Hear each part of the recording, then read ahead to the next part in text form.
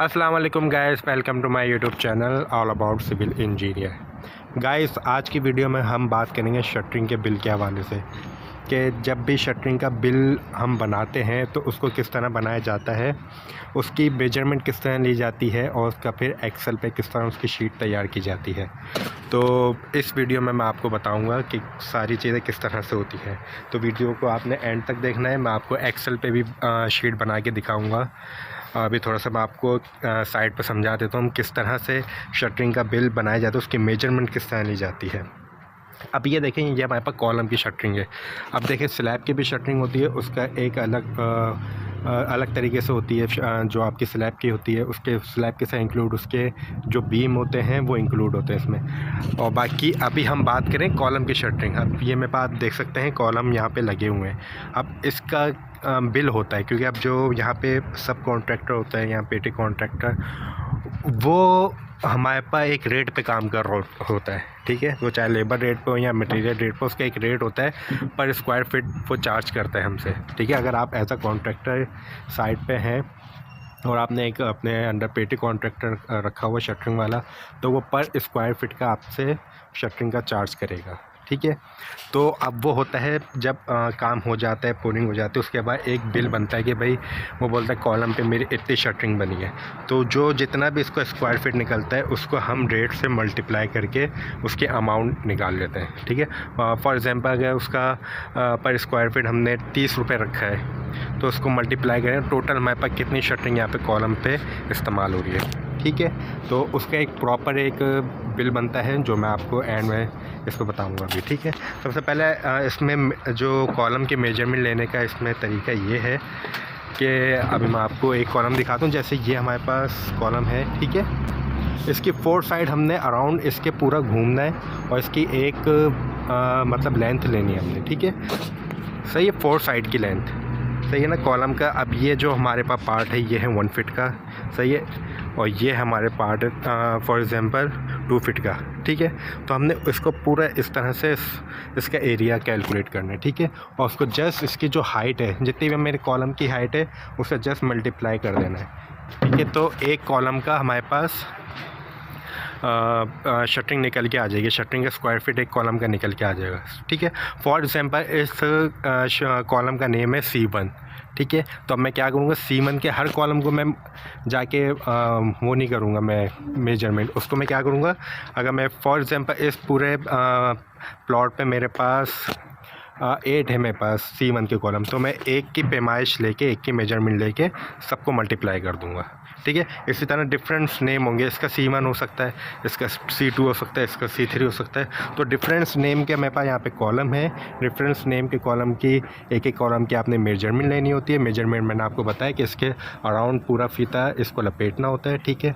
इसकी लेंथ हो जाती है, उसके बाद उसको हाइट से मल्टीप्लाई कर देना होता है। तो इस तरह से हमारे पास शटरिंग बिल की मेजरमेंट आती है, ठीक है। अब बात करेंगे शटरिंग का बिल किस तरह बनाते हैं, वो मैं आपको बताता हूँ। चलिए शुरू करते हैं। यहाँ पे अब बिल बनाते हैं, किस तरह से हम एक्सेल पे बिल बनाते हैं, तो इस तरह से मैं आपको समझाऊंगा यहाँ पे। अब ये देखें, यहाँ पे डिफरेंट साइज के हिसाब से डिफरेंस कॉलम है, हमने उसको डिफरेंस नेम दिए हुए हैं। जैसे यहाँ पे C1 है, C2 है और C2A है और C3 है हमारे पास, ठीक है। इन सब के डिफरेंट साइजेस हैं। अच्छा, इन्हीं के हमारे पास कॉलम्स होंगे साइड पे, ठीक है। C1 के हमारे पास 6 हो चुके हैं और C2 के फॉर एग्जांपल हमारे पास 3 हो, मतलब इसी साइज के हमारे पास कॉलम्स होंगे, ठीक है। अब मैं एक कॉलम के आपको यहाँ पे मेजरमेंट निकालना सिखाऊंगा, ठीक है। और बाकी जो बिगिनर्स हैं जो ये वीडियो देख रहे हैं वो खुद से बाकी तीनों कॉलम्स की यहाँ पे मेजरमेंट निकालेंगे और मेरे स्केड्यूल से यहाँ पे मैच करेंगे, ठीक है। तो इस तरह से आप जितनी प्रैक्टिस करोगे आपको सीखना आएगा, सही है। तो मैं एक का आपको बता देता हूँ। देखिए, इस तरह से पहले एक चार्ट बनती है एक्सेल पे, ठीक है। इसमें आप नेम ऑफ कॉलम देंगे, ठीक है। एरिया ऑफ 1 कॉलम करेंगे, नंबर ऑफ कॉलम करेंगे, ठीक है। क्वांटिटी होगा, यूनिट होगा, रेट होगा, अमाउंट होगा, सही है। इस तरह से आपका एक चार्ट तैयार होगा। अब सबसे पहले मैं बात करूँ C1 की, मैं आपको बताता हूँ, ठीक है। ये 1 आ गया यहाँ पे, C1 है हमारा। अब देखें, इसका एरिया ऑफ 1 कॉलम हमने कैलकुलेट करना है, तो ये एरिया जो मेरे पास 48 है, ये किस तरह से आया, ठीक है। जो मैंने आपको वीडियो साइट पे भी बनाई थी उसमें मैंने आपको समझाया था, इस तरह से इसके अराउंड पूरा फीता लेके इसकी लपेट लेनी पड़ती है कॉलम की, ठीक है। अब इसका साइज़ क्या है, इसकी जो लेंथ है 1 फीट है, इसकी विड्थ है 2 फीट, ठीक है। तो ये कितना हो गया, 3 फीट हो गया, ठीक है। तो इसी तरह यहाँ भी कितना हो जाएगा, 3 फीट। तो ये टोटल हमारा अराउंड कितना हो गया, 6 फीट।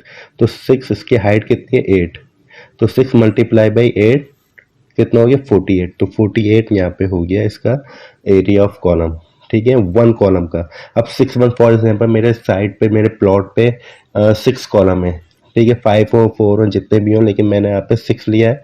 तो इसको जस्ट 48 से मल्टीप्लाई करूँगा 6 को, तो क्वांटिटी मेरे टोटल सीमेंट के कॉलम के निकल के आ जाएगी 288 स्क्वायर फीट, ठीक है। यूनिट इसका है स्क्वायर फीट, सही हो गया। अब इसको मैं जस्ट क्या करूँगा, रेट हमारे पास कितने, हमें जो पेटी कॉन्ट्रैक्टर को रेट पे मैंने काम दिया है पर स्क्वायर फीट 30 पे, ठीक है, रेट लिखे हुए उसके 30। तो उसको क्या करूँगा, टोटल क्वांटिटी से मैंने मल्टीप्लाई किया तो मेरे पास अमाउंट आ गई है, ठीक है। सिंपली इस तरह से सारे ही कॉलम के आप मेजरमेंट करोगे तो इस तरह से आपको सारे चीज़ें निकल के आ जाएंगी, ठीक है।